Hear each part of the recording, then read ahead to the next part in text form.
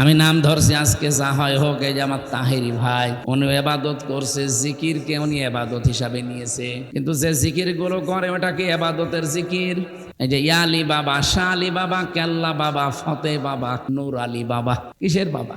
আপনি জিকির করলে আলেমদের জিজ্ঞাসা করেন সুবহানাল্লাহ, আলহামদুলিল্লাহ, লা ইলাহা ইল্লাল্লাহ, আল্লাহু আকবার, এর বাইরে কোনো শব্দ জিকিরের থাকলে বলেন, আমি করব। যেহেতু জিকির একটা ইবাদত, আমি চরমনায় বলেন, সরসিনা বলেন, বাইতুস্বর বলেন, আটরশি বলেন, দেওয়ানবাগি বলেন, না আমি নিষেধ করছি না, কিন্তু জিকির আপনাকে করা লাগবে এই চারটা শব্দ দিয়ে। যদি এই চারটা শব্দের বাইরে আপনি জিকির করেন তাহলে ওটা জিকির না। হয়তো তাহেরি ভাই যেটা করে এটা জিকির না, ওটা ওনার ফিকির। হ্যাঁ, কথা বলুন। এমনকি আল্লাহর কালেমাকে আপনি খণ্ডিত আকারে জিকির করতে পারবেন না, কোনো পারমিশন নেই। তাম্মাত কালিমাতু রব্বিকা সিদকা ওয়া আদলা। আল্লাহ বলেন আমার কালামগুলো, আমার কালেমা, আমার যে কথা, এগুলো কিন্তু সত্য। 2 নাম্বার, এটা একেবারে ইনসাফ দিয়ে পরিপূর্ণ। আপনি যদি শুধু সুবহান সুবহান সুবহান বলেন, জিকির হবে না। কি কথা বলছেন এখানে? এমনকি যদি কেউ বলেন আকবার আকবার আকবার, জিকির হবে।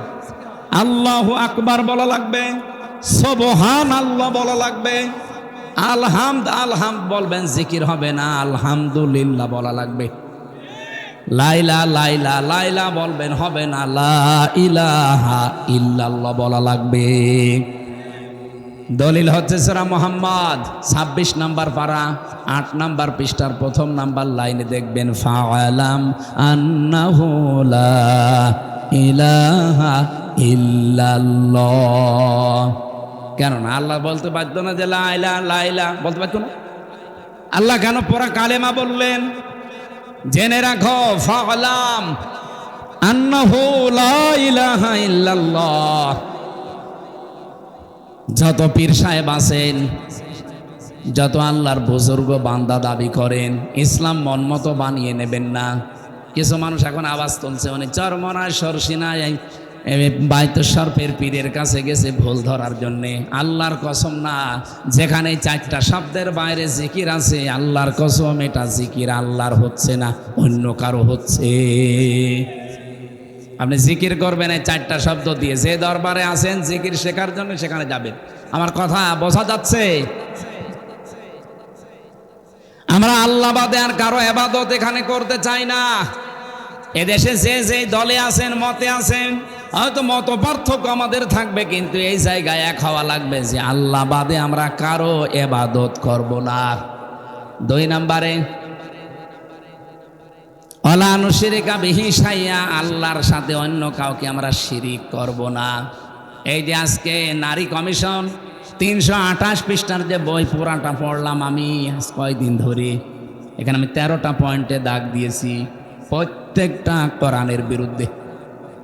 ওরা 3 নাম্বার পয়েন্টে লিখেছেন যে দেহ আমার, সিদ্ধান্ত আমার। এটা পড়া কোরআন শরীফের একেবারে ডাইরেক্ট বিরুদ্ধোচ্চারণ। সূরা আরাফের 54 নাম্বার আয়াতে আপনি খোলেন, ফাআলাম আন্নাহু লা ইলাহা ইল্লাল্লাহ। আল্লাহ পাক বলেন আলা লাহুল খালক ওয়াল আমরু, সৃষ্টি যার, সিদ্ধান্ত তার। আপনি কেন বলতে গেলেন যে আমার দেহ আমার, সিদ্ধান্ত আমার? দেহ কি আপনার নাকি? বলেন। 33 বছর আমার বয়স, 34 বছর আগে আমার কোনো অস্তিত্ব ছিল, দেহ আমার হয় কি করে? আমাকে একজন বানিয়েছে, এই জন্য আল্লাহ আয়াত দিয়েছে, কাইফা তাকফুরুনা বিল্লাহি ওয়া কুনতুম আমওয়াতান ইলা আখির আয়াত। আল্লাহ পাক বলেন যে কাইফা শব্দ দিয়ে বাক্য আরম্ভ করলেন কেন? বালাগাত মান্তিকের যে 19টা আমি চ্যাপ্টার পড়েছি, এর ভেতরে একটা এটা আছে, কাইফা শব্দ ব্যবহার করা হয় সেন্টেন্সের আগে, যেটা আমার আল্লাহর নিজেরও বিশ্বাস হয় না। মানে আল্লাহ নিজেও বিশ্বাস করতে চাচ্ছেন না যে মানুষ আমার নাফরমানি করতে পারে। এই জন্য কাইফা দিয়ে আরম্ভ করলেন, কাইফা তাকফুরুনা বিল্লাহি ওয়া কুনতুম আমওয়াতান। মানুষ কি করে আমার নাফরমানি করে, আমার সাথে কুফরি করে, আমার আয়াতকে মানতে চায় না, আমার বিরুদ্ধে উচ্চারণ করে, কি করে করে? কুনতুম আমওয়াতান, অথচ মৃত ছিল। ফাআহইয়াকুম, আমি আল্লাহ নিজে তাদেরকে জীবন দিয়েছি। যে মানুষগুলো নারী কমিশনে বসে বসে এই পয়েন্টগুলো কোরআনের বিরুদ্ধে সাজালেন, বিয়ের ক্ষেত্রে, তালাকের ক্ষেত্রে, অভিভাবকত্বের ক্ষেত্রে এবং জমি জায়গা ভাগ করার ক্ষেত্রে, এরকম 13টা পয়েন্ট আমি একটা একটা করে সবগুলো কোরআনের বিরুদ্ধে। আপনি কি নিয়ে বললেন এই কথাগুলো বলেন তো? প্রকাশ্য শিরিক। এই দেশকে আমার মনে হয় অস্থিতিশীল করার জন্য শুধু এদের কাজ না, এদের পেছনে কোনো রাঘব বোয়াল কাজ করছে।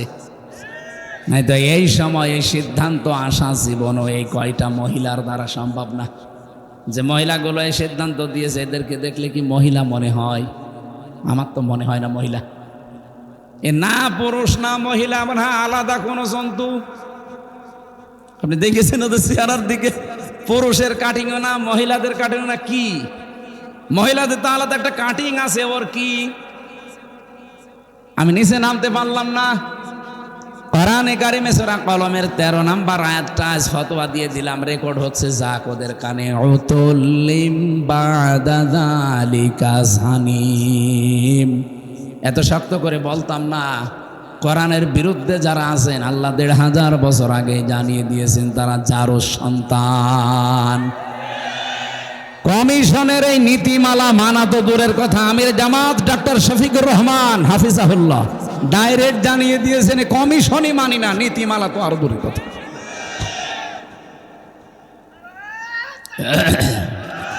ঠিক আছে, ঠিক আছে, অত জোশ দরকার নেই এখন।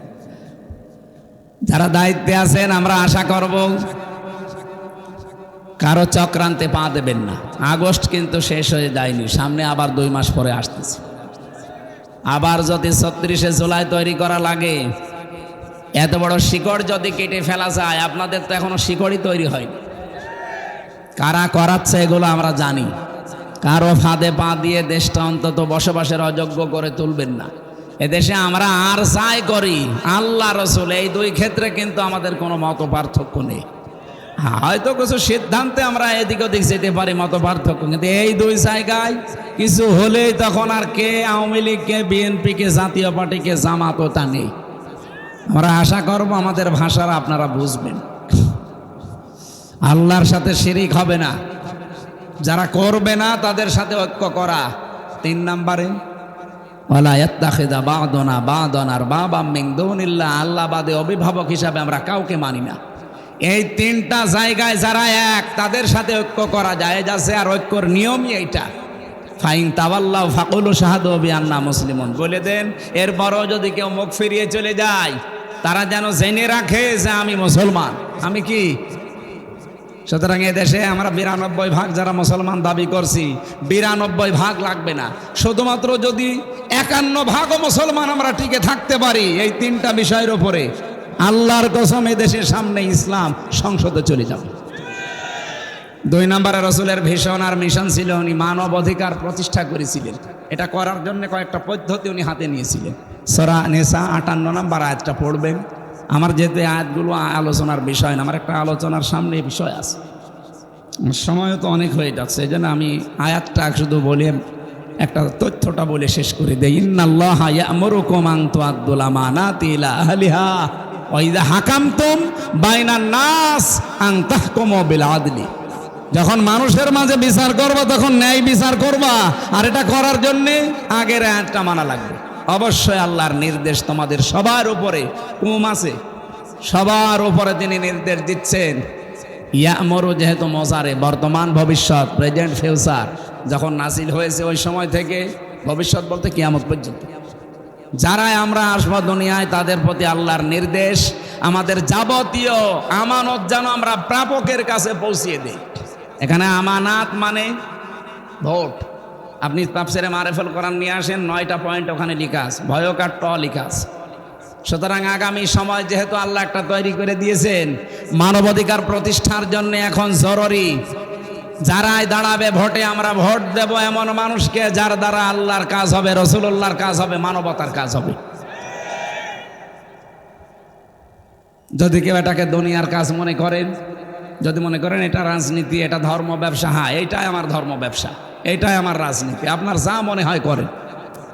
আপনার কাছে যা মনে হয় তাই করেন বলেন, কিন্তু এইটাই আমার রাজনীতি, এইটাই আমার ধর্ম ব্যবসা। আমি সামনের সুযোগ আল্লাহ দিয়েছেন, আমি এই সুযোগ কাজে লাগাতে চাই।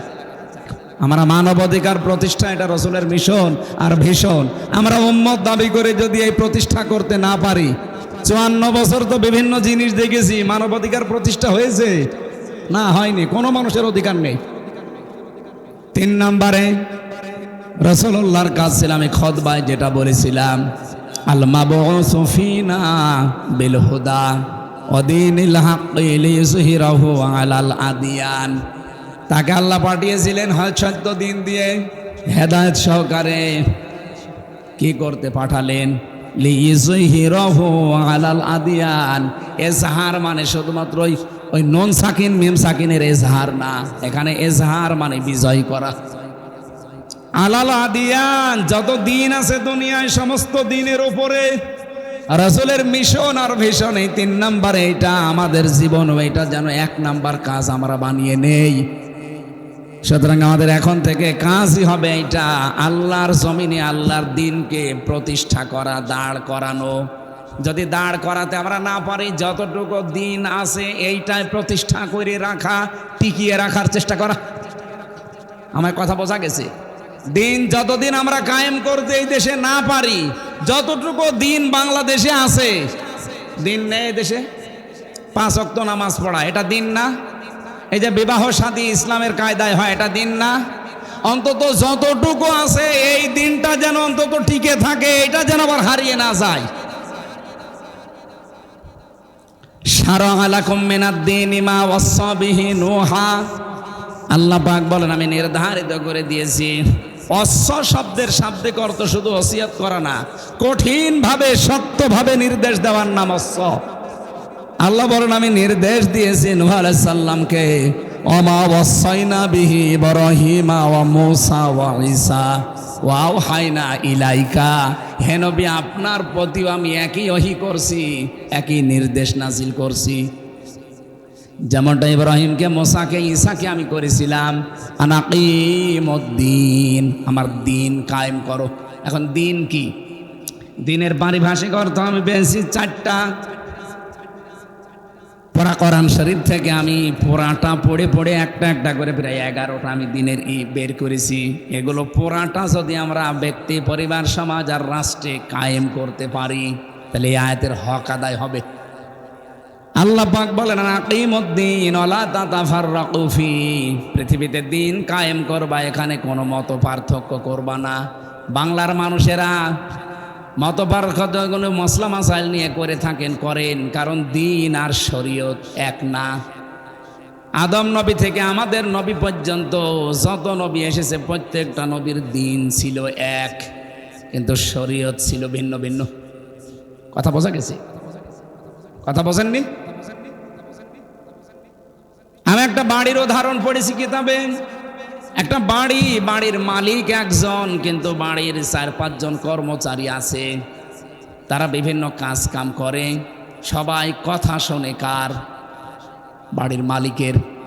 এ পৃথিবীর মালিক আমার আল্লাহ। উনি এই পৃথিবীতে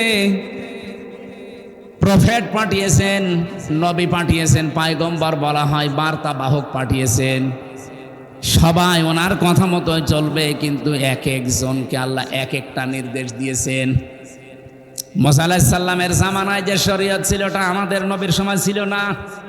হযরতে ঈসা নবীর জামানায় যে শরীয়ত ছিল, ওটা আমাদের সময় নেই।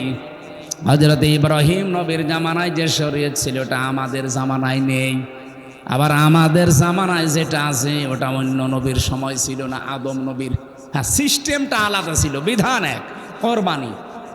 কোরবানি আদম নবীর জামানায় ছিল, চাটিয়াল ময়দানে পশু জবাই করে রেখে আসতো, যারটা হালাল আকাশ থেকে আগুনের ঝলক এসে পুড়িয়ে ফেলতো। আমার মাঝে মাঝে মনে হয়, সূরা মায়েদারের 27 নম্বর আয়াতটা পড়ার পর যদি বাংলাদেশে এই শরীয়ত আল্লাহ দিয়ে দিত, যে আদমের শরীয়ত তোদের ওপরও আছে, এদেশে কত মানুষ যে কোরবানি দিতে গিয়ে ধরা খাইতো আল্লাহ ভালো জানে। কারণ 2 নম্বর টাকা দিয়ে গরু ছাগল কিনে সেই রেখে আসতে চাটিয়াল ময়দানে, আকাশ থেকে আগুন আসতো না, তখন মানুষ বুঝতো যে এটা 2 নম্বর।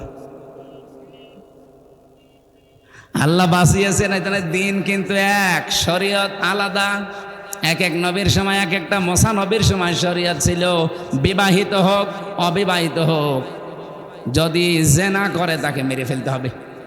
কিন্তু আমাদের নবীর এই শরীয়তে এই বিধানটা নেই।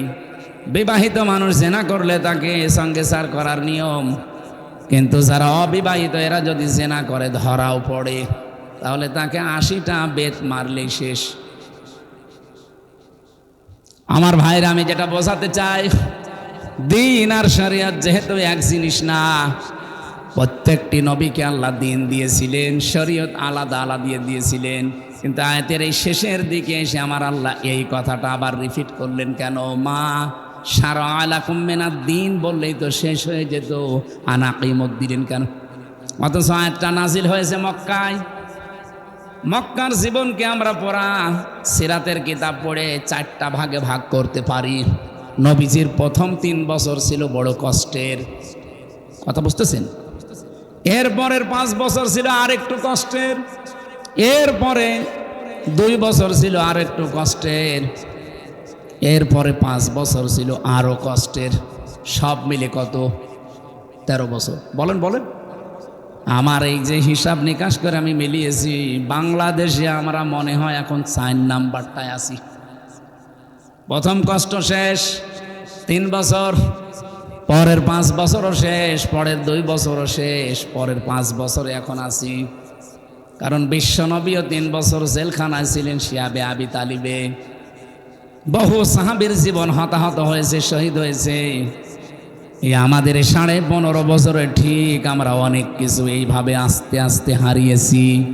5 না 4 নাম্বারটায় যেহেতু 4 নাম্বারের 5 বছরের ভেতরে এখন পড়ে আছি।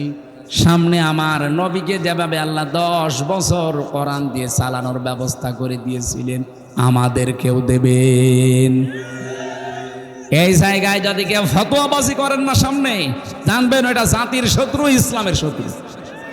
পড়া কোরআন শরীফের ভেতরে 2 জায়গায় মত পার্থক্য করা হারাম, আর সারা বাংলাদেশে এই 2 জায়গায় মত পার্থক্য সবচাইতে বেশি। একটা হচ্ছে ওয়াতাসিমু বিহাবলিল্লাহি জামিয়া ওয়ালা তাফাররাকু, আর আনাকিমুদ্দিন ওয়ালা তাতাফাররাকু ফি। পড়া কোরআনে এই 2 জায়গায় মত পার্থক্য হারাম, আর সারা দেশে খালি উস্কানি দেয় কারা কারা যেন। কোরআনের কাছে আসতে বললে তখন মত পার্থক্য তৈরি করে, না ওর আকীদা ঠিক নেই, ওর টুপি লম্বা। তো এই জায়গায় এসে এই কথা ফতোয়া দেওয়ার সাহস দিয়েছে কে? এখানে হারাম না এই জায়গায়। আর কোরআনের কথা যেখানে বলা হয় দিন কায়েমের কথা, সেখানে দেখবেন ফতোয়াবাজি। এই কিছু মানুষ এগুলো বের হচ্ছে, হতে থাকবে। আপনারা জানবেন এগুলো জাতির প্রকাশ্য শত্রু, এরা আল্লাহরও শত্রু, কারণ কোরআনের আয়াতের বিরুদ্ধে এরা। রাজশাহী বিভাগে এগুলো একটু বেশি তো।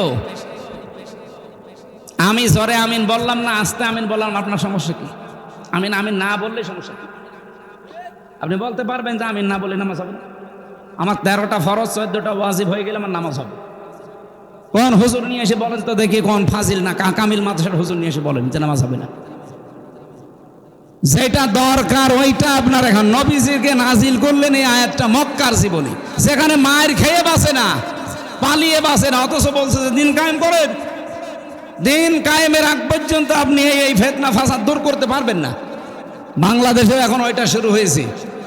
আর সুযোগ যেহেতু আল্লাহ দিয়েছে, এটা হাতছাড়া করবেন কেন? হ্যাঁ, এটা খারাপ লাগবে কার কাছে? আল্লাহ বলেন কাবুরু আলাল মুশরিকিন মা তাদউহুম ইলাই।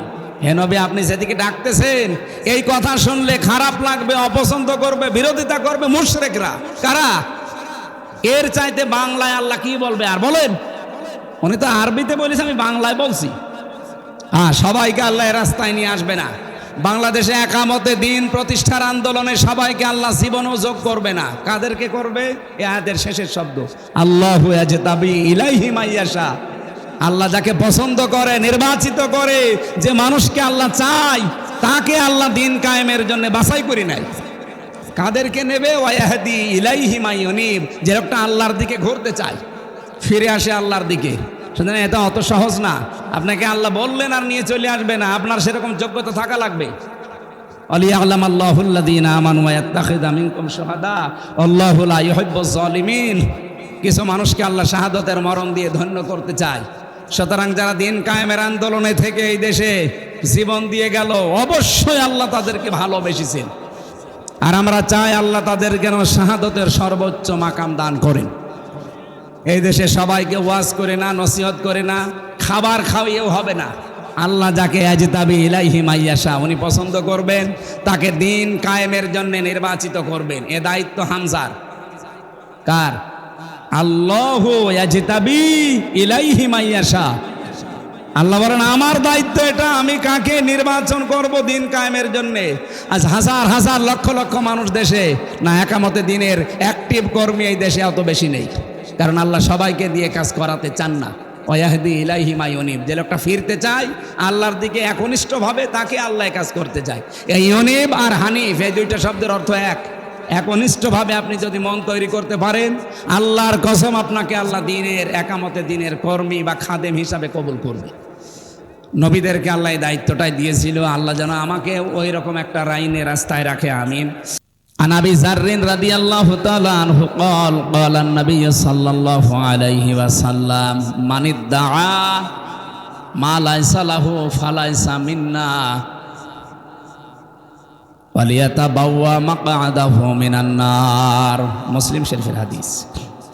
নবীজি বলেন, যেই জিনিস তোমার না, ওই জিনিস যদি নিজের আয়ত্তে তুমি নিয়ে নাও, নিজে দখল করে রাখো, যেই দিন থেকে এই কাজ করবে ওই দিন থেকে তুমি আমার উম্মতের ভেতরে নেই।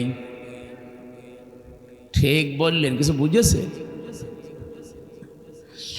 আগস্টের 5 তারিখের পর থেকে আমরা এই হাদিসটা উল্টা দিকে যেতে দেখলাম। বহু মানুষ অন্যের জিনিস যেটা তার না, সে কিন্তু নিজের দখলে নিয়ে নিয়েছে। রাজশাহী হয়তো এখনো শুরু হয়নি। আপনি বলেন তো এই হাদিস 100% সত্য না 98%? তাহলে যারা এই চরিত্র এখন দেখালেন আগস্টের 5 তারিখের পর থেকে পর্যন্ত, বলেন আপনার কি নবীর উম্মত দাবি করার কোনো এখতিয়ার আছে? আর ফালাইসা মিন্না, মাঝখানে ফা আছে। ফা 13টা অর্থে ব্যবহার হয়। উপরে বর্ণিত যে কথা, ওটা যদি কারো ভেতরে থাকে, পরের শব্দ বলার আগে ফা দেওয়া লাগে। ফালাইসা মিন্না, আপনি আর নবীর উম্মত নেই।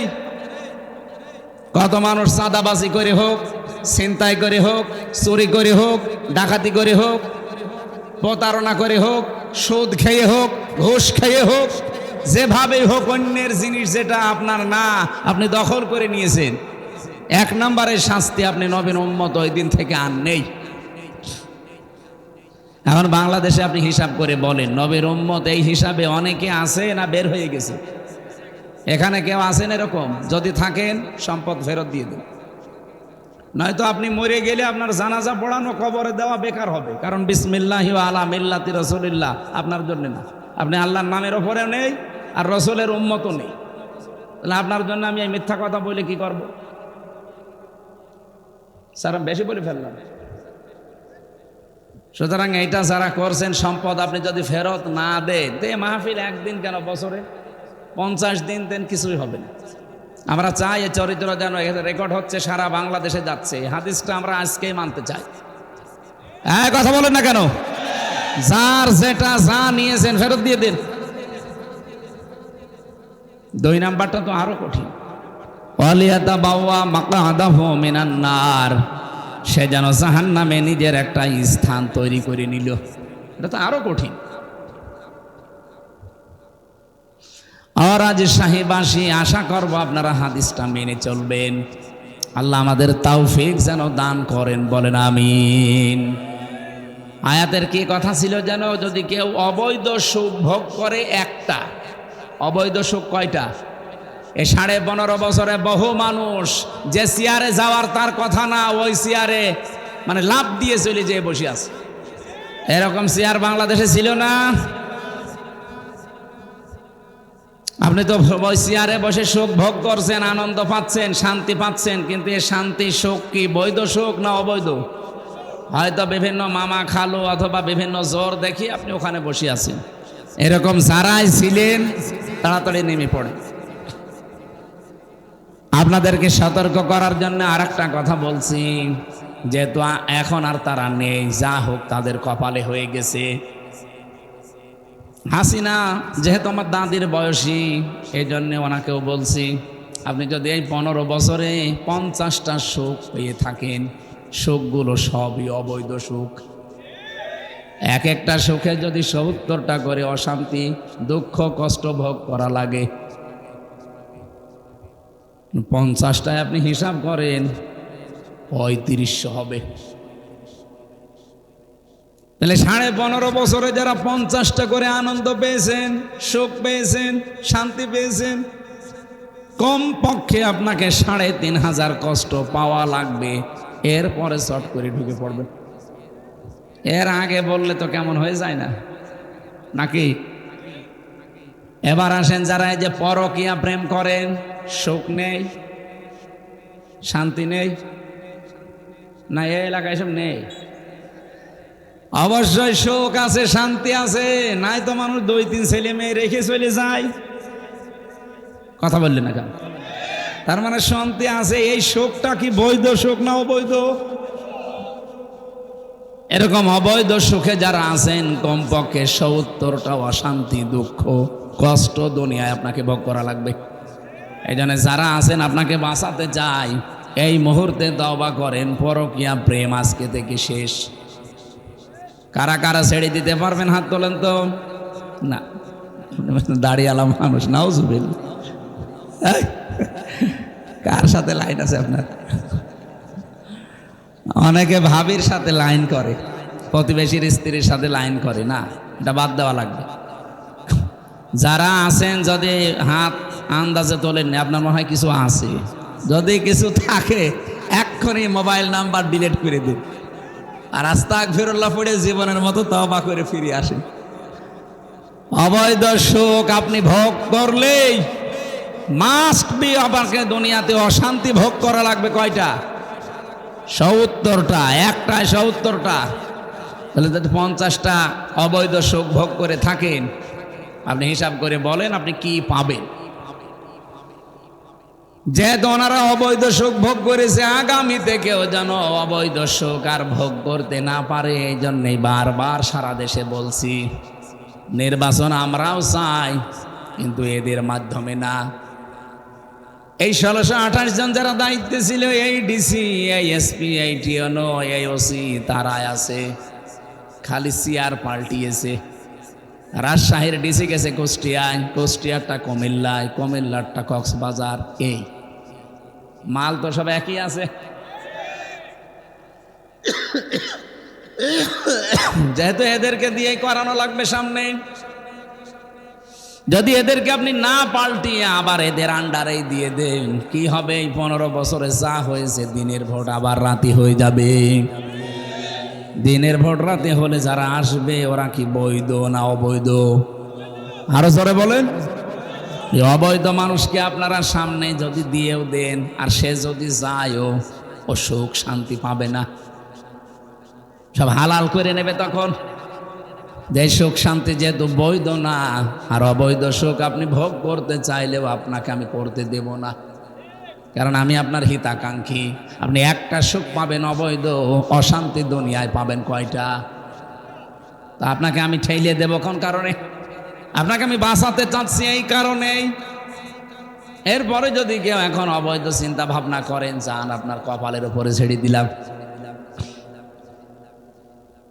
এ পৃথিবীতে ন্যায়সঙ্গত কথা আছে সব কোরআনে। ন্যায়সঙ্গত কথার বাইরে কোনো কথা আমার আল্লাহ কোরআনে দেননি।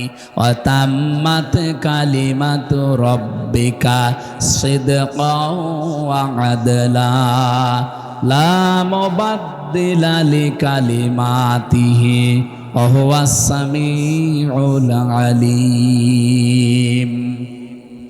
সূরা আনামের 115 নম্বর আয়াতে আল্লাহ বলেন, আমার এই কোরআন আমি 3টা জিনিস দিয়ে পরিপূর্ণ করে দিয়েছি। 1 নম্বরে যত কথা কোরআনে আছে সব সত্য কথা। 2 নম্বরে যত কথা আছে সব ভারসাম্যপূর্ণ, ন্যায় ইনসাফ দিয়ে পরিপূর্ণ। 3 নম্বরে কিয়ামত পর্যন্ত আমার কথা কোনো দিন পরিবর্তন হবে। আল্লাহ 3টা জিনিস দিয়ে পরিপূর্ণ করে দিলেন। 15.5 বছরে এত বড় ফ্যাসিস্ট, এত বড় স্বৈরাচার, আপনি কি শুধু নাম শুনেছেন? বাস্তবতা বোঝেন। আপনি এখনই ইন্টারনেটে সার্চ দেন, তাম দুনিয়ায় 6 জন ঘৃণিত মানুষের নাম ভেসে আসবে। শুধু আমরাই খারাপ বলি তা না ভাই, উনি আয়না ঘর বানিয়েছে এই জন্য আমরা খারাপ বলছি তা না। তামাম দুনিয়া 6 জন মানুষকে ঘৃণা করে। তার 1 নম্বরে নেতানিয়াহু, 2 নম্বরে মোদি, 3 নম্বরে আমাদের এই পালানোটা। ওনার নাম নিতে আমার কেমন যেন এখন লাগে, আর নাম নিতে চাই না। দাদির বয়সে এই জন্য মাঝে মাঝে চলে আসে। তো এই মানুষগুলোকে এমনিতেই নিকৃষ্ট আমরা বলি নাই। মাইক্রোসফট আপনি রিপোর্ট দেখেন, খ্রিস্টানরা বানিয়েছে রিপোর্টটা। তামাম পৃথিবীতে 257টা রাষ্ট্র যারাই দায়িত্বে আছে রাষ্ট্রের, তাদের নিয়ে তালিকা বানিয়েছে। সব চাইতে নিকৃষ্ট তামাম দুনিয়া যাদেরকে ঘৃণা করে, আল্লাহও ঘৃণা করে। 1 নম্বরে নেতানিয়াহু।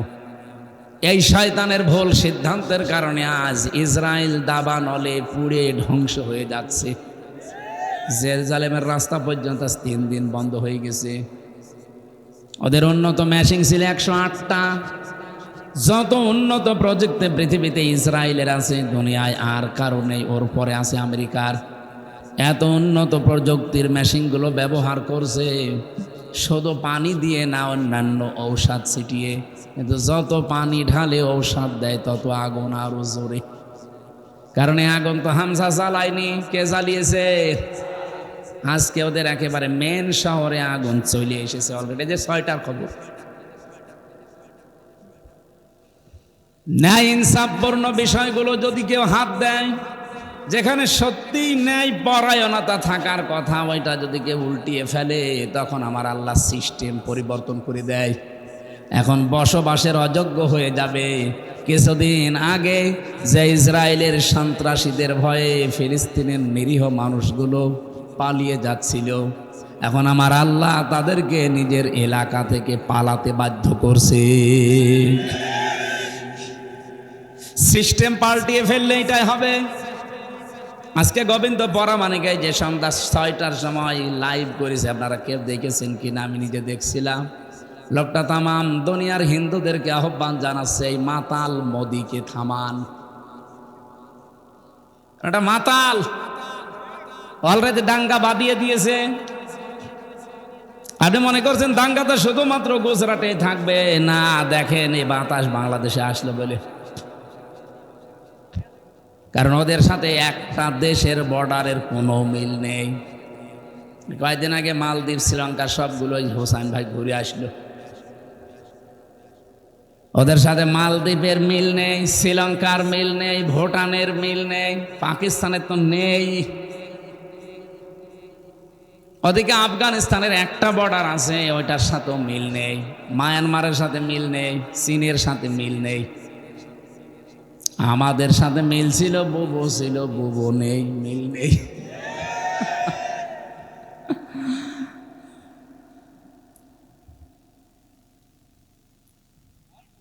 যেহেতু কারোর সাথে মিল নেই, ওরা যা করছে অনেক গোপন বিষয় এখানে লুকিয়ে আছে, সবগুলো ওপেনে বলা যাচ্ছে না।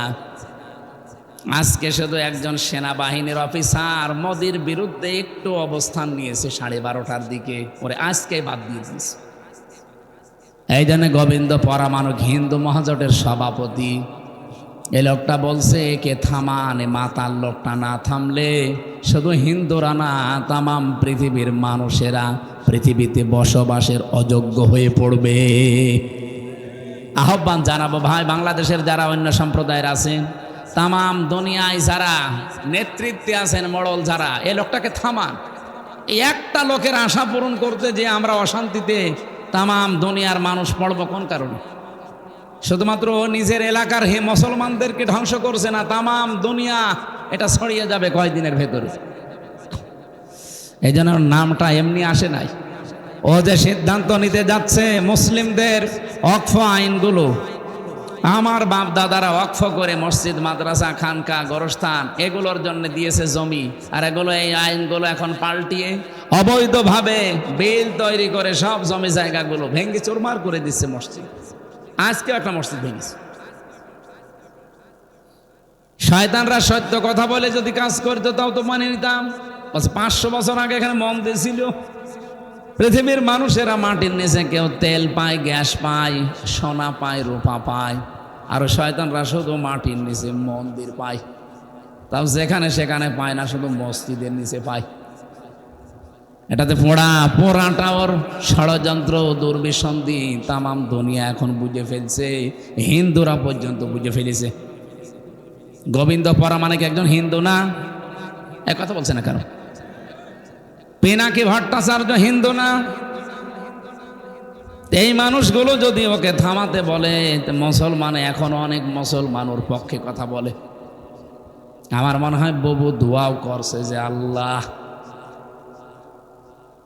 হায়াত বাড়িয়ে দাও আল্লাহ। না, আমরা চাই লোকটা যেন থামবে। না থামলে ওর এই ভুল সিদ্ধান্তের কারণে এই দাবানল যদি সত্যি ইসরায়েলের মতো লেগে যায় না, ওদের তো উন্নত প্রযুক্তি আছে, আপনাদের কি আছে? আপনারা পাকিস্তানের সাথে 3 বার পানি খান। আশা করছি থামবে এরা। না থামলে আল্লাহর উপরে ছেড়ে দিলাম। আমার ভাইরা, যে কথা আমি তুলেছিলাম, যে জিনিস তাদের ছিল না জোর করে আজ তারা দখল করে নিচ্ছে। 1 নাম্বারটা নাই বললাম যে তারা নবীর উম্মত না, এটা তাদের দরকার নেই। কিন্তু 2 নাম্বার, ওয়ালিয়াতাবাওয়া মাকআদাহু মিনান নার, সে যেন জাহান্নামে নিজের একটা স্থান তৈরি করে নিল, এটা তো তাদের জন্য হবে। সুতরাং পৃথিবীতে যারা দখলদার, যারা চাঁদাবাজ, যারা ছিনতাইকারী, অন্যের জিনিস যারা দখল করে নিচ্ছেন, আল্লাহর কসম করে বলছি আপনি জাহান্নামের অধিবাসী। বলেন নাউজুবিল্লাহ। আমাদের ভেতরে যেন এই চরিত্র না আসে। কথা বোঝা গেছে তো? রাসূলুল্লাহকে আল্লাহ রাব্বুল আলামিন 3টা যে উদ্দেশ্য নিয়ে পাঠিয়েছিলেন, তার মিশন এবং ভিশন ছিল 3টা। তার সর্বপ্রথম মিশন ছিল তাওহীদ প্রতিষ্ঠা করা। আমি যে কথা বলেছিলাম প্রথমে খুতবা দিতে গিয়ে, আনা শাহাদু আল্লাহ ইলাহা ইল্লাল্লাহ শাহাদাতাম মুসিলাতান ইলাল জিনান, আমরা সাক্ষ্য দিচ্ছি আল্লাহ ছাড়া কোনো ইলাহ নেই। এই সাক্ষ্য যদি কেউ দিতে পারে, এই সাক্ষ্যটা তার জিনান জান্নাত পর্যন্ত পৌঁছিয়ে দেবে। বলেন সুবহানাল্লাহ। নবীজিকে আল্লাহ যেহেতু প্রথম উদ্দেশ্য দিলেন, তিনি তাওহীদ প্রতিষ্ঠা করবেন। এই তাওহীদ পৃথিবীতে প্রতিষ্ঠা করার জন্যে এখন আমরা যারা 210 কোটি মুসলিম আছি, আমাদের 1 নাম্বার কাজ হবে ঐক্যবদ্ধ হওয়া। এই যে সারা বাংলাদেশে একই আওয়াজ এখন চলছে যে ঐক্য হন, সবাই ঐক্য হন। কি এটা কিভাবে হওয়া লাগে? এদের যে বিভিন্ন ধর্মের মানুষ আমরা আছি, তাম পৃথিবীতে প্রায় 4,500 ধর্মের মানুষ বাস করে। আমাদের এই দেশেও প্রায় 9টা জাতি আমরা বাস করছি। আমরা যারা আছি অন্তত দল, মত, জাতি, বর্ণ, ধর্ম নির্বিশেষে 3টা বিষয়ে এক হওয়া লাগবে। সূরা আলে ইমরান 3 নাম্বার পারা, এটা মনে হয় 17 নাম্বার পৃষ্ঠা, 1ম নাম্বার লাইনের 64 নাম্বার আয়াতে আছে, কুলিয়া আহলাল কিতাবি তাআলাউ ইলা কালিমাতিন সাওয়াইম বাইনানা ওয়া বাইনাকুম আল্লা না'বুদা ইল্লাল্লাহ ওয়া লা নুশরিকা বিহি শাইআ ওয়া ইয়াত্তাখিযা বা'দুনা বা'দান আরবাবাম মিন দুনিল্লাহ ফাইন তাওয়াল্লাউ ফাকুলু শাহাদু বিআন্না মুসলিমুন। এটা রেকর্ড হচ্ছে, সারা দুনিয়া এখন এই লাইভগুলো দেখছে। বাংলাদেশের মানুষদেরকে আমরা আহ্বান জানাচ্ছি, অন্য দেশটা বাদই দিলাম, এ দেশটা একটা সুযোগ যখন এসেছে, নবীজির মিশন আর ভীষণ 1ম নাম্বারে তাওহীদ প্রতিষ্ঠা। এটা করার জন্য যেহেতু ঐক্য লাগবে, 3টা বিষয়ে যদি আমরা একমত হতে পারি তাহলে ঐক্য হওয়া সম্ভব। নবীজিকে আল্লাহ বলেছিলেন, নবী আপনি ডাকেন আহলে কিতাবের অধিকারী যারা, তাদেরকে বলেন আসো আমরা এই 3টা জিনিসে এক জায়গায় হই। না'বুদা ইল্লাল্লাহ, আল্লাহ বাদে আমরা কারো ইবাদত করব না। আজ বাংলাদেশে মতের ভিন্নতা থাকতে পারে, মুসলমানদের ভেতরে বলছি 92% মুসলমান আমরা, অন্য জাতিকে বাদ দিলাম, শুধু মুসলমান আমরা যারা আছি তাদেরকে বলছি, আমরা যদি সত্যি তাওহীদ প্রতিষ্ঠায় নবীর এই পয়লা মিশন আর ভিশনে এক হতে পারি, আমাদের এই তিনটা বিষয়ে কিন্তু এক জায়গায় হওয়াই লাগবে, ঐক্যমতে আসা লাগবে যে আমরা আল্লাহ বাদে কারো ইবাদত করব। অনেকেই দেখছি আল্লাহ বাদে অন্যের ইবাদত করছে। ইবাদতের যে মিনিংগুলো আমরা পাই, আল্লাহর দেওয়া হুকুম তরিকা লাগবে রাসূলুল্লাহর। আপনি আমি একটা জিনিস মনে করছি খুব ভালো, আন্দাজে করলে ওটা ইবাদত হবে না। আমি নাম ধরছি আজকে, যা হয় হোক, এই যে আমার তাহেরি ভাই, উনি ইবাদত করছে, জিকিরকে উনি ইবাদত হিসাবে নিয়েছে, কিন্তু যে জিকিরগুলো করে ওটাকে ইবাদতের জিকির। এই যে ইয়ালি বাবা, শাহ আলী বাবা, কেল্লা বাবা, ফতে বাবা, নূর আলী বাবা, কিসের বাবা?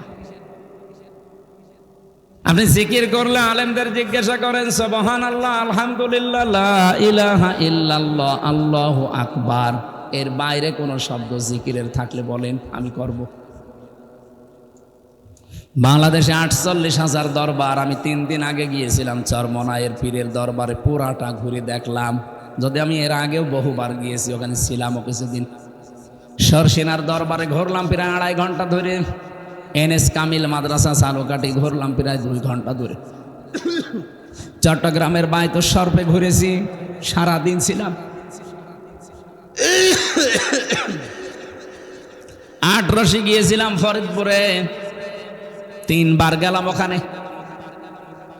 এই যে এই সমস্ত জায়গাগুলো আমি দেখে বলছি, আপনারা জিকির, সব জায়গা থেকে আওয়াজ আসে জিকির কিসের বলেন বলেন।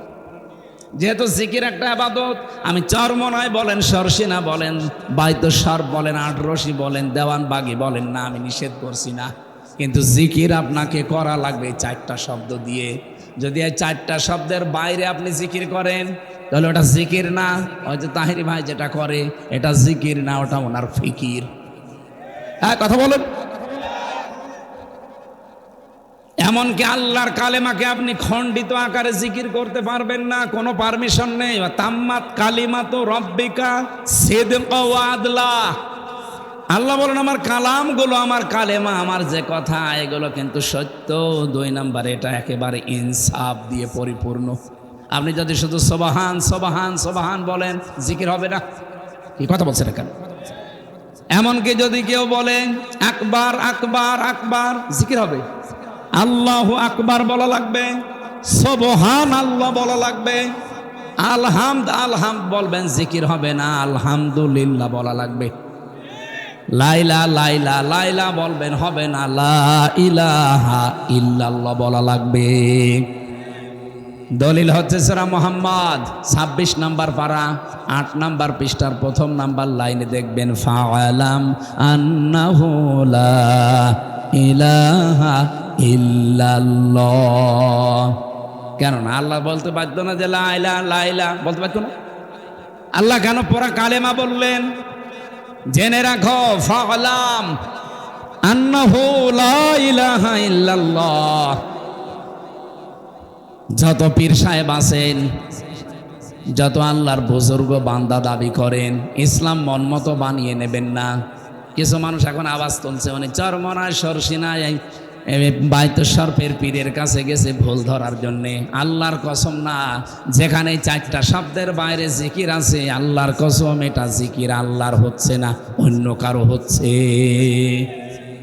আপনি জিকির করবেন এই 4টা শব্দ দিয়ে। যে দরবারে আছেন জিকির শেখার জন্য, সেখানে যাবেন। আমার কথা বোঝা যাচ্ছে? আমরা আল্লাহ বাদে আর কারো ইবাদত এখানে করতে চাই না।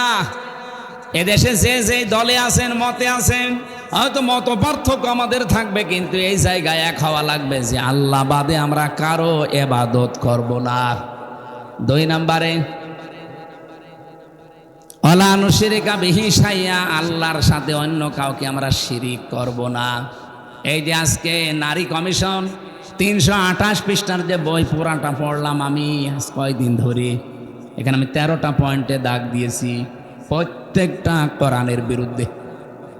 ওরা 3 নম্বর পয়েন্টে লিখেছেন যে দেহ আমার, সিদ্ধান্ত আমার। এটা পড়া কোরআন শরীফের একেবারে ডাইরেক্ট বিরুদ্ধোচ্চারণ। সূরা আরাফের 54 নম্বর আয়াতে আপনি খোলেন, ফালাম আন্নাহু লা ইলাহা ইল্লাল্লাহ। আল্লাহ পাক বলেন আলা লাহুল খালক ওয়াল আমরু, সৃষ্টি যার, সিদ্ধান্ত তার। আপনি কেন বলতে গেলেন যে আমার দেহ আমার, সিদ্ধান্ত আমার? দেহ কি আপনার নাকি? বলেন। 33 বছর আমার বয়স, 34 বছর আগে আমার কোনো অস্তিত্ব ছিল? দেহ আমার হয় কি করে? আমাকে একজন বানিয়েছে, এই জন্য আল্লাহ আয়াত দিয়েছে, কাইফা তাকফুরুনা বিল্লাহি ওয়া কুনতুম আমওয়াতান ইলা আখির আয়াত। আল্লাহ পাক বলেন যে কাইফা শব্দ দিয়ে বাক্য আরম্ভ করলেন কেন? বালাগাত মান্তিকের যে 19টা আমি চ্যাপ্টার পড়েছি, এর ভেতরে একটা এটা আছে, কাইফা শব্দ ব্যবহার করা হয় সেন্টেন্সের আগে, যেটা আমার আল্লাহর নিজেরও বিশ্বাস হয় না। মানে আল্লাহ নিজেও বিশ্বাস করতে চাচ্ছেন না যে মানুষ আমার নাফরমানি করতে পারে।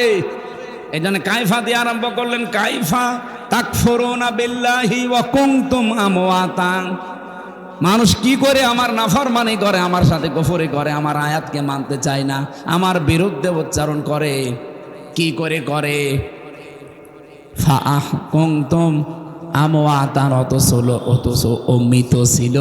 ফাআহয়াকুম, আমি আল্লাহ নিজে তাদেরকে জীবন দিয়েছি।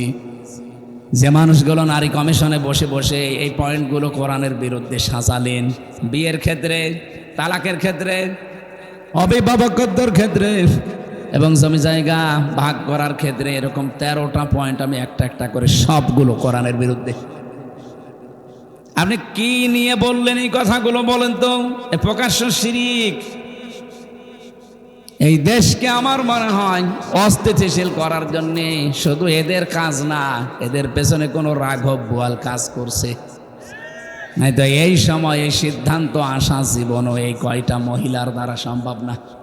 যে মহিলাগুলো এই সিদ্ধান্ত দিয়েছে, এদেরকে দেখলে কি মহিলা মনে হয়?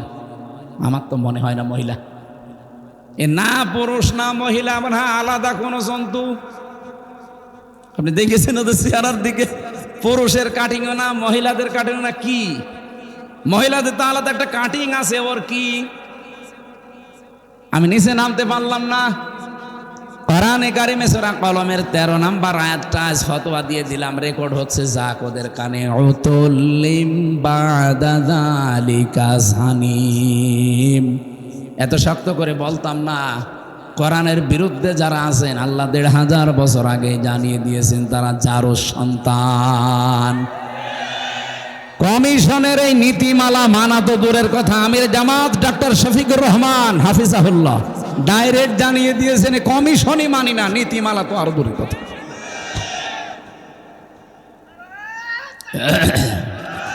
ঠিক আছে, ঠিক আছে, অত জোশ দরকার নেই এখন। যারা দায়িত্বে আছেন, আমরা আশা করব কারো চক্রান্তে পা দেবেন না। আগস্ট কিন্তু শেষ হয়ে যায়নি, সামনে আবার 2 মাস পরে আসতেছে। আবার যদি 36শে জুলাই তৈরি করা লাগে, এত বড় শিকড় যদি কেটে ফেলা যায়, আপনাদের তো এখনো শিকড়ই তৈরি হয়নি।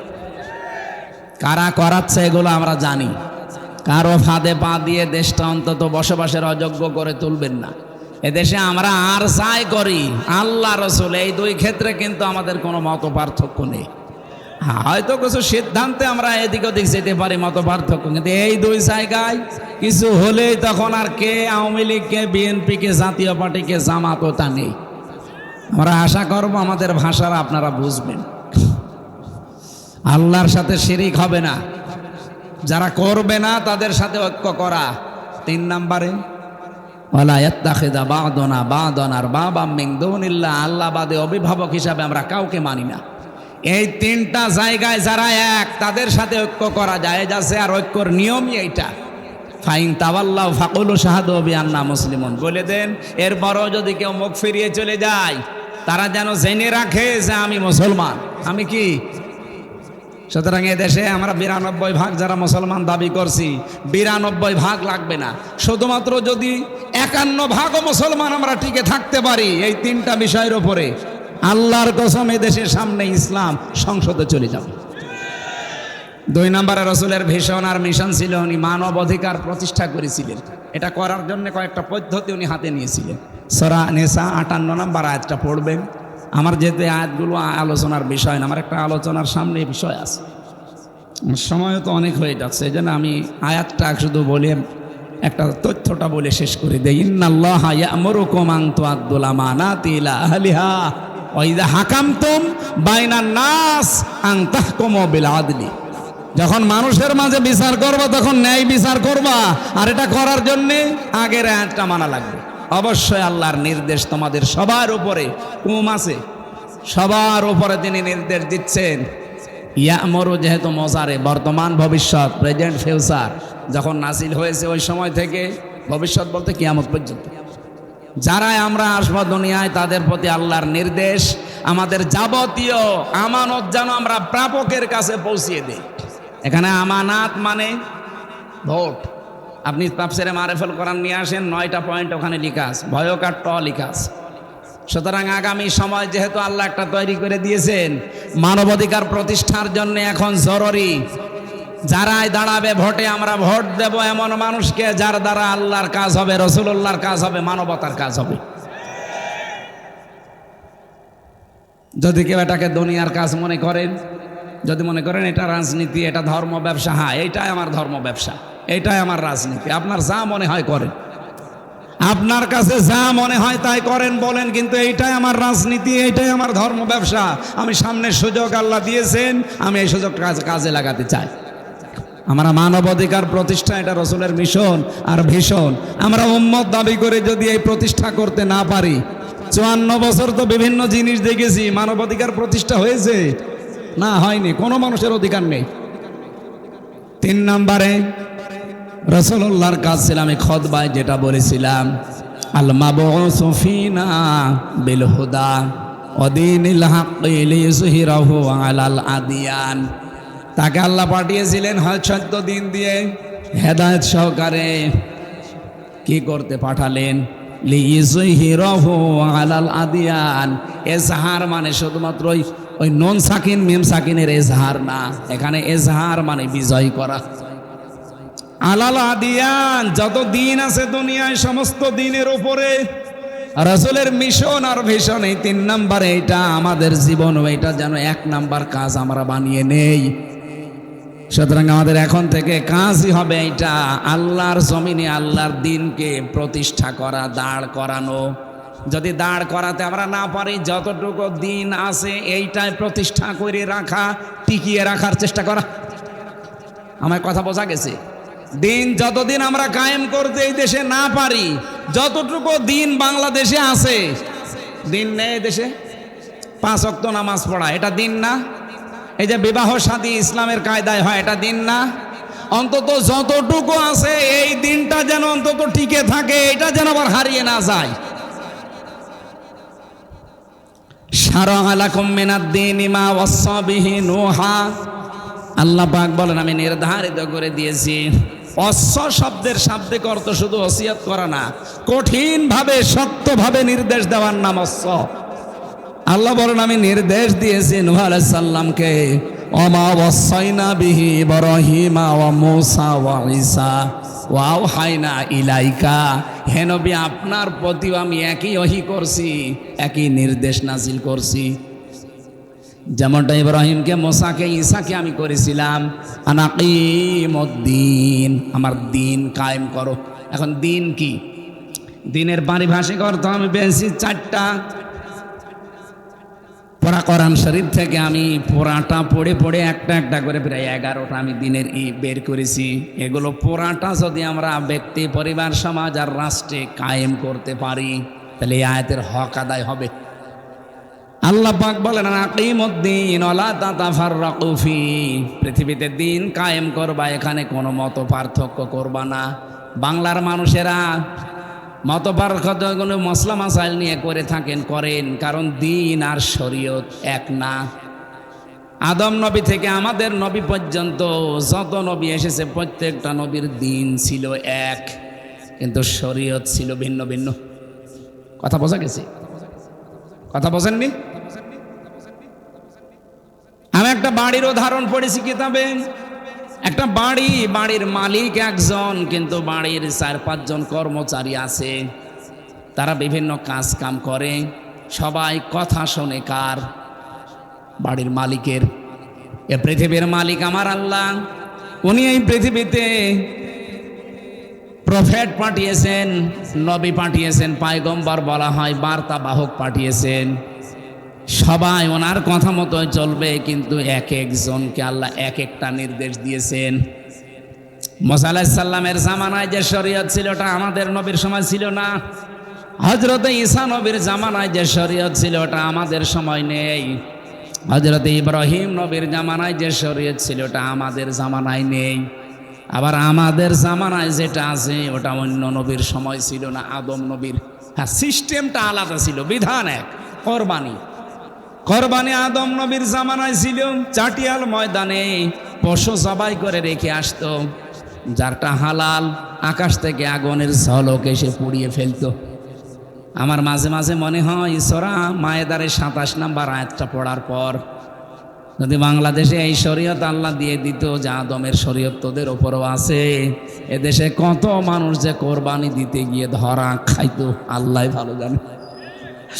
কারণ 2 নম্বর টাকা দিয়ে গরু ছাগল কিনে সেই রেখে আসতে চাটিয়াল ময়দানে, আকাশ থেকে আগুন আসতো না, তখন মানুষ বুঝতো যে এটা 2 নম্বর। আল্লাহ বাঁচিয়েছেন। এখানে দিন কিন্তু এক, শরীয়ত আলাদা।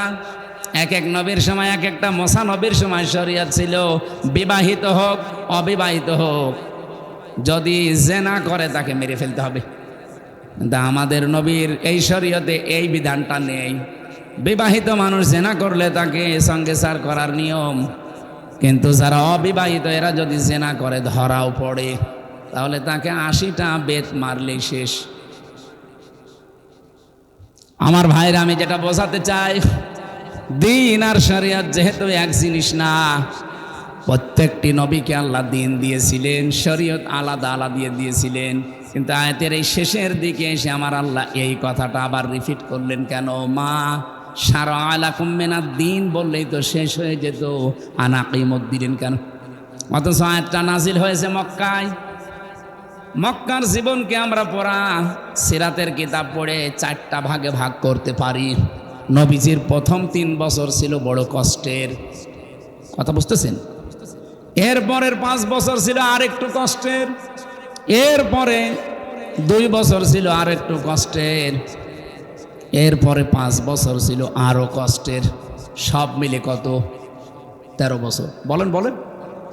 আমার এই যে হিসাব নিকাশ করে আমি মিলিয়েছি, বাংলাদেশে আমরা মনে হয় এখন 4 নাম্বারটায় আছি। প্রথম কষ্ট শেষ 3 বছর, পরের 5 বছরও শেষ, পরের 2 বছরও শেষ, পরের 5 বছরে এখন আছি। কারণ বিশ্বনবীও 3 বছর জেলখানায় ছিলেন শিয়াবে আবি তালিবে। বহু সাহাবীর জীবন হতাহত হয়েছে, শহীদ হয়েছে। এই আমাদের 15.5 বছরে ঠিক আমরা অনেক কিছু এইভাবে আস্তে আস্তে হারিয়েছি। 5 না 4 নাম্বারটায় যেহেতু 4 নাম্বারের 5 বছরের ভেতরে এখন পড়ে আছি। সামনে আমার নবীকে যেভাবে আল্লাহ 10 বছর কোরআন দিয়ে চালানোর ব্যবস্থা করে দিয়েছিলেন, আমাদেরকেও দেবেন। এই জায়গায় যদি কেউ ফতোয়াবাজি করেন না সামনে, জানবেন এটা জাতির শত্রু, ইসলামের শত্রু। কোরআন শরীফের ভেতরে 2 জায়গায় মত পার্থক্য করা হারাম, আর সারা বাংলাদেশে এই 2 জায়গায় মত পার্থক্য সবচাইতে বেশি। একটা হচ্ছে ওয়াতাসিমু বিহাবলিল্লাহি জামিয়া ওয়ালা তাফাররাকু, আর আনাকিমুদ্দিন ওয়ালা তাতাফাররাকু ফি। কোরআনে এই 2 জায়গায় মত পার্থক্য হারাম, আর সারা দেশে খালি উস্কানি দেয় কারা কারা দেন। কোরআনের কাছে আসতে বললে তখন মত পার্থক্য তৈরি করে, না ওর আকীদা ঠিক নেই, ওর টুপি লম্বা। তো এই জায়গায় এসে এই কথা ফতোয়া দেওয়ার সাহস দিয়েছে কে? এখানে হারাম না এই জায়গায়। আর কোরআনের কথা যেখানে বলা হয় দিন কায়েমের কথা, সেখানে দেখবেন ফতোয়াবাজি।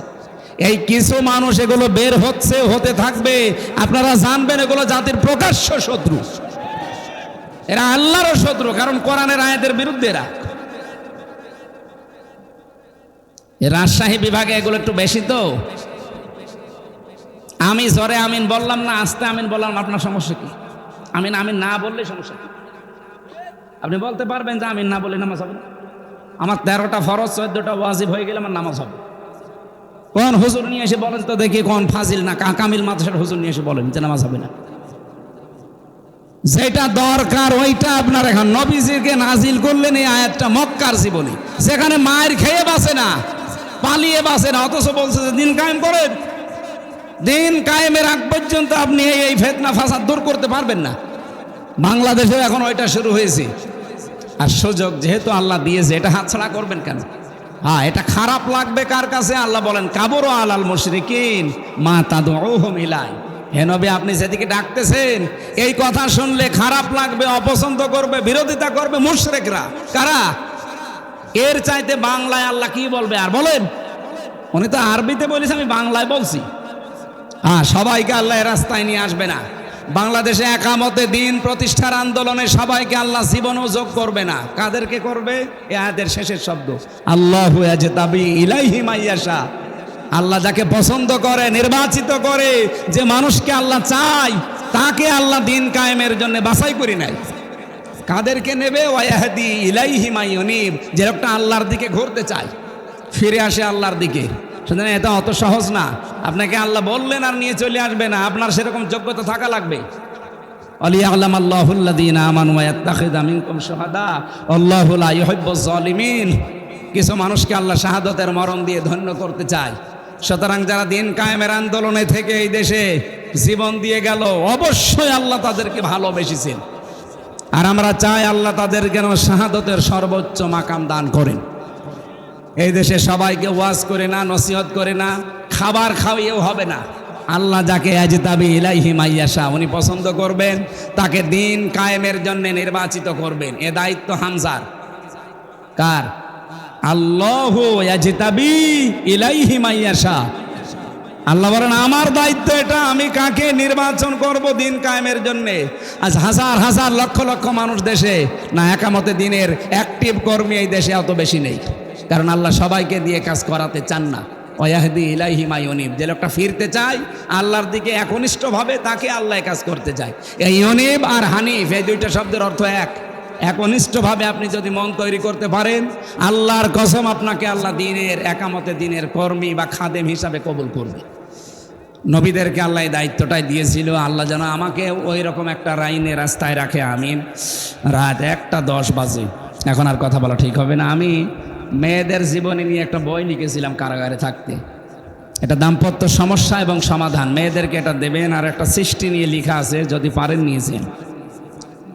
ওই গাড়িতে আছে, শিক্ষিত মানুষরা